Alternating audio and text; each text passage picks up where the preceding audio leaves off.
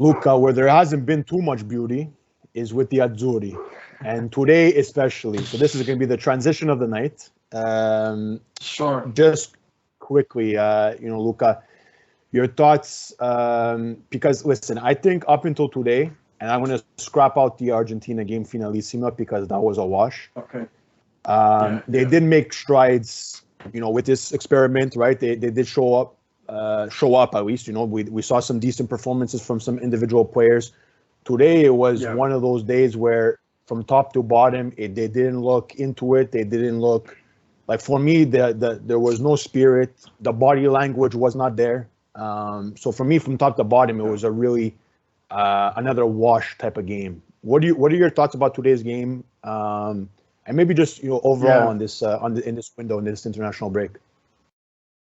Yeah. So I mean, the game, I was only able to catch the first half, but right away from the beginning, I mean, look, the first match we played against Germany, of the first time we played them in the Nations League, we tied 1-1. We grabbed the first goal. Everyone was like, "Gnonto, look at this kid." There is promise in the Italian squad. I honestly think that at first, after the finalissima, I said, forget it. Like, we're going to be backtracked another 5-7 years. There is something there. There is substance there. I think that, honestly, teams are going to... We were losing... I saw at some point we were losing 5-0 against Germany today. And I can't really judge the performance of the second half because I didn't see it, but it sounds, from the score, it was an onslaught. Things weren't going the way, Germany, at the end of the day, it doesn't matter what state their squad is. Germany is always going to be Germany. They're going to love to attack. They're quick on transition. And Mancini is experimenting. We used the same team in the qualifying, from almost the same team from the Euro. We proved that we were a good squad in the tournament. We didn't do enough to qualify. Now he has to go and he has to change everything again. And I think these are little growing pains that the national team is going to have to go through. And like you said, the body language is everything. Even in the England game, fine, we tied them. We tied England. England started with everybody. But the body language wasn't enough for us to take control of the game if we're serious about things. And I think, my personal opinion, I think that the Italian squad is set, I believe, for the future. I think we have to really, really focus on a striker and a center-back. A center-back to pair Bastoni and a guy to put the ball in the net. Because for me, those are the two positions that no one's safe if they play in those two roles. That's my personal opinion on the state of the team. I wanted to ask even Gianni and Adriano about today's game, since we're on the topic. I mean, yeah. What did you guys make of this game? So obviously it was a very frustrating game. A lot of people talking about experimenting, this and that.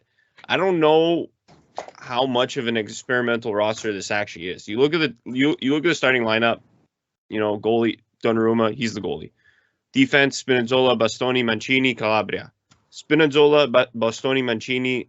Like, those are the three guys you want on your starting lineup moving forward, and that are likely going to be on the starting lineup moving forward. Calabria, okay, maybe he's more of a backup to Di Lorenzo, but he should be on the team moving. Yeah, he should be on the team moving forward. The biggest experimentation, I guess, was more in the midfield: Barella, Cristante, Frattesi. But again, Barella, one of the best midfielders on the team, even though he's out of gas. Cristante, he's a backup. Frattesi, whatever, he's a young kid getting experience. And then looking up front, Raspadori, he's the player who could potentially be a starter. Gnonto, I don't see him as a starter. We'll talk about him later. I don't see him as a starter per se, maybe as a backup, at least right now with Chiesa still out. He could definitely he could be a starter if somebody gets hurt. Let's put it that way, especially at the wing where there's not too much depth. And Politano, same thing. He's not really a starter, but he's more of a backup. So it's not like it was this. It's not like this was a C team. Maybe if you want to call it a B team, it's like a B.5 team. No, like I think it's not the A team. I would say it's like in between.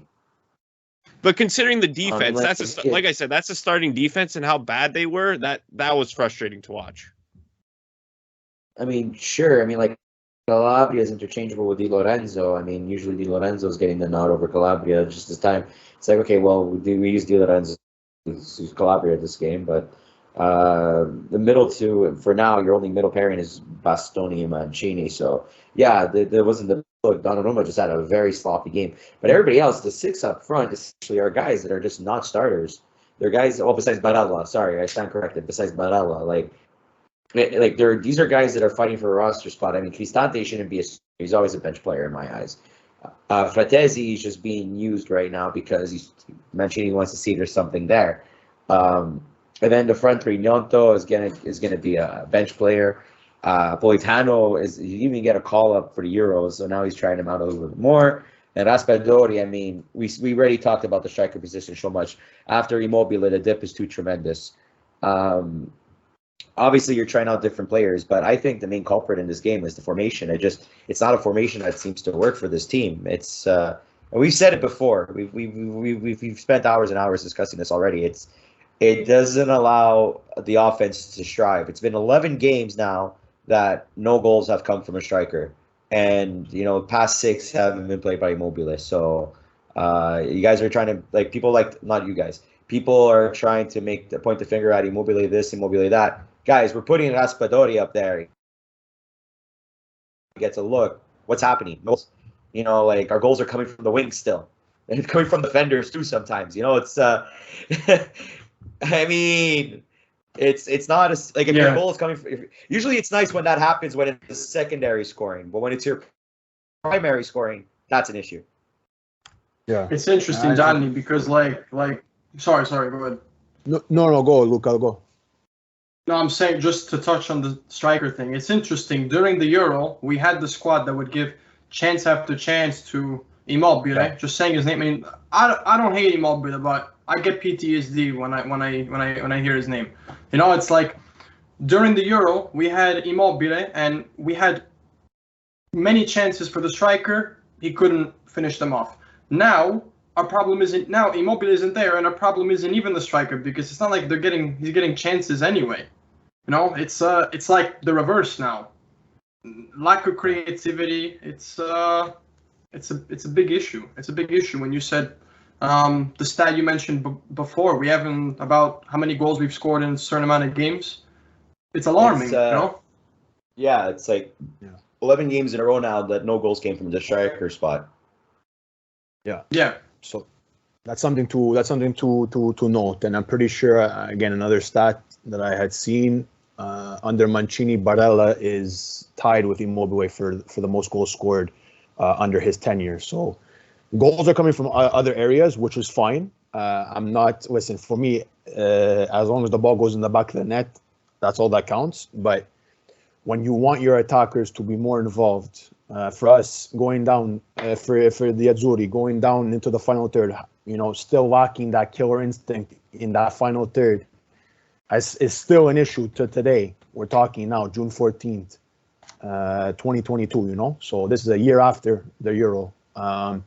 It's still alarming, but listen, I'm not gonna. For me, like I said earlier, Luca, and you touched upon it a bit before, the body language. For me, it starts there. If you're not into the game, and this is the Italian national team kit we're talking about, you have to die for this shirt. And I didn't see anything near that. I understand, experiment. I understand different formation, different lineup. Dogs barking in the background. I understand it all, guys. But it's still frustrating when we can't see a fight. Today there was no fight. In the other games, I saw something. There was something to note. We saw some hunger. We saw us scoring first. We saw the ball go in the back of the net. So for me, today's game, I mean, again, it's a bit of a wash. I like some of the players that were introduced. I like that Mancini has stuck with Gnonto throughout these games. He's, I think, appeared in pretty much all of them, if I'm not mistaken, maybe just not one of them. So I do like that. Raspadori, this trio that he's kind of had up front with the Politanos, the Gnontos, he's kind of like the quote-unquote older one because he has that experience from last year. I don't know, a bit disappointing from him, not being able to really do anything. But again, I'm not going to pinpoint fingers. These are games where I don't care how that we lose. I care how we lose. And I said this before, after the Finalissima. That was terrible. And then going into the Nations League, I said we can lose every game. I don't care, but I need to see something, some improvement, some character, some grinta. Today, I didn't see any of that. Throughout the other games, I did, like I said, in pockets. But if we need to go forward, we need to find some sort of a mainstay. And again, Germany is on another level. Again, we will always hate to lose to Germany. We have such a history with the Germans, but it shows when there's certain pieces missing. So that's kind of how I see it today. But again, these guys have played a lot of calcio. This is ongoing. Nick mentioned it before. Barella, this guy has to be gassed. As much as he is box to box engine type of player, he has to be gassed. It's not on him. It's not on anybody. These guys must be gassed. So it's disappointing for sure. We did see some improvements after the Finalissima. We did. I just want to continue seeing it, right? Like this is not an overnight thing. This is definitely something for the long haul. But until we find and until we get everybody incorporated, players that are injured, players that are not there for whatever reason, until we start to see all the building blocks together, we can have a better assessment on how everything is going. Right now, we're pinpointing, Mancini this, Mancini that, same formation. What player is this? Nyonto.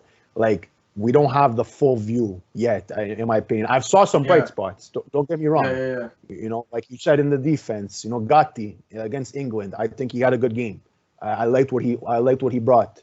And this is a Serie B player we're talking about, right? So I like that Mancini's looking abroad, within the country of Italy, SerieA, Serie B, whatever it is.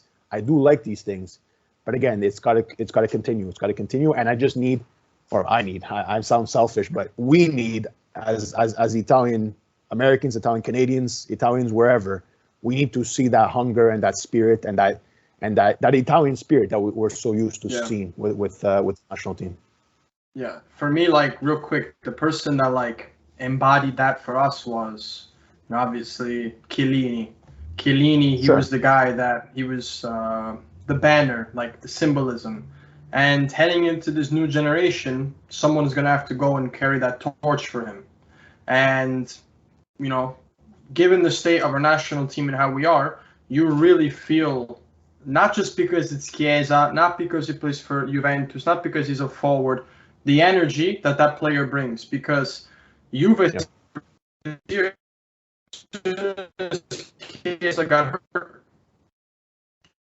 Juve played some of these games of the Nations League and in qualifying, very passive, not taking too many chances, but that spark to get them out of that hump was Chiesa.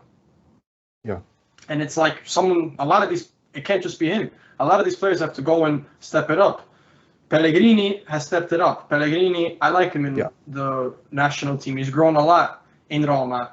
Nyonto, like how, I don't know if it was Gianni or Nick, you guys said that he's young. I agree. He's very young. I mean, Raspadori was like the senior guy up there today, and Raspadori, he barely has hair in his face, and it's, Nyonto, the thing that I like about him is that he's so young, but when he came in that game against Germany and the last game against Hungary, and I wasn't able to see much of the match today, but from what I saw of him, everything he does is positive. He plays direct. Almost every time he's on the ball, he completes a dribble, completes a pass, wins free kicks. Fearless. So it's positive play. Exactly. It's a kid that just gets in and says, I have nothing to lose. I have a lot to prove, but honestly, who cares? Screw it. I'm just gonna go and I'm gonna play. In the back line, honestly, of course, we feel Calabria wouldn't be starting over Di Lorenzo. I don't think Calabria is a bad reference point, but a lot of people on Twitter, you see a lot of people reactionary, right? As soon as the game happens, Donnarumma this, Calabria that. But if we're Italy, we don't depend on just one player. One player playing poorly shouldn't impact the whole team. It's a team for a reason. So if the whole 11 plays well and Cristante was off, for example, Cristante played badly, that's why we lost. We suck. No, It's a whole team. So if the team is that strong, even when a guy has an off day, the team can still perform. The team can still do well. And that we saw in the Euro, because in the Euro, it was, I forgot what happened in the Euro. I'm pretty sure it was, who missed the penalty against Spain? I'm trying to think who it was. Locatelli, you know? Locatelli was the hero against Switzerland. He scored those 2 goals. And then he goes and he misses the penalty against Spain. Jorginho saves him. Then, in the final, Jorginho misses the penalty. And then Donnarumma bails him out. That's a team. It doesn't matter if one person is off or one person makes a mistake. So, no, I think, 5-2, a score like that, like we got killed. But it's one of the things that it's those growing pains, and the important is how they react now to not repeat something like that. I agree.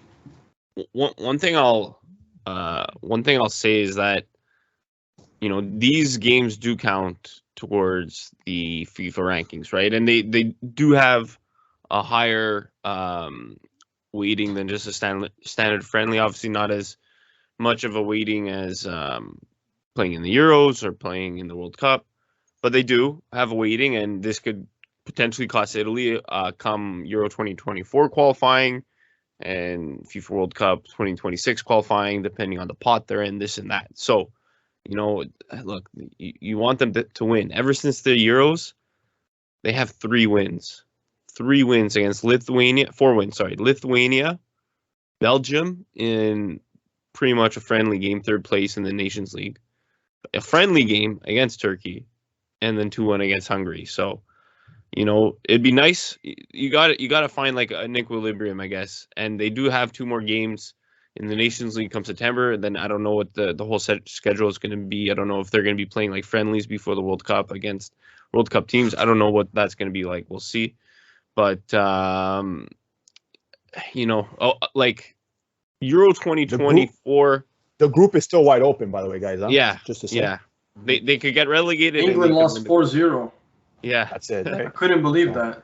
Hungary's leading the group, guys. By the way, there's still we're freaking out about this, but England has scored only 1 goal in 4 games. So there you go. The fact that we're still getting offense from our secondary scorers says that, okay, we're not in as much shit as we think. We're still in, obviously, troubled waters, but yeah, look. We lost 5-2 today against Germany, one of our arch rivals, but England lost, so technically we won today. It doesn't matter. And they lost 4-0. When England loses, we win. It's okay. It's fine. There you go. And it's crazy because in the past it was always, our biggest rivals were Brazil, Germany, Brazil, France. Spain came up because whatever, that generation. But in the past, for 82 years, we always washed the floor with Spain. Then the English, they have a good squad. They come out of nowhere and they think who they are. It's crazy. They really think that they're on top with all those other teams. And we mentioned Belgium before, right? To talk about the FIFA rankings. I hate how these FIFA rankings work. Italy suffered so much with the coefficient points, whatever, not qualified for the World Cups. Ever since 2006, we've gone down. We win a Euro, and I think we only moved up like 1 or 2 spots. Belgium is first. Now, we do shit in the Nations League, and all of a sudden, it's like catastrophe. Like, I don't understand like how this freaking thing works. You win, and you're not rewarded. You lose, and you're punished more than you're rewarded. It makes no sense. It's a lot of numbers, and it's all based on the past 5 years. It's like based on the past 5 years. So, like, you're right. It is weird. It makes no sense, but it is what it is. We did get a couple social media questions. One of them from Pizza Calcio. Who's the next coach? What formation would you play with this team going forward? And Fabrizio from General Club Toronto, he asked the same thing. Should we sack Mancini? What are your thoughts on that, Luca? Because I know Giano and Gianni, we've talked about this in the past, but what are your thoughts, Luca? No, Mancini has to stay. Because at the end of the day, Mancini delivered us a Euro. Mancini literally took us from the depths of hell, made us win the Euro. These things take time, okay? These things take time. And I understand it's very it's very easy to go and say get rid of him. What have been these performances? He had the same team in the qualifying from the Euro. Mancini failed us. Mancini put us on top of the world, and we can't forget that. It doesn't matter if a year later the state of the squad. These things happen. I say you have to trust him. It's a process. You don't just turn your back on somebody when shit hits the fan. Remember the successes and give him the benefit of the doubt. Mancini, one thing, I think his loyalty to Immobile costed him the qualification for the World Cup. That was his mistake. And I don't blame him, because Mancini was a forward, and when a forward is struggling, who else would understand what's going on in his head than a coach that played the same position that he did? So I don't blame. It was his mistake, but then again, I don't blame him. So at the end of the day, for me, Mancini has to stay.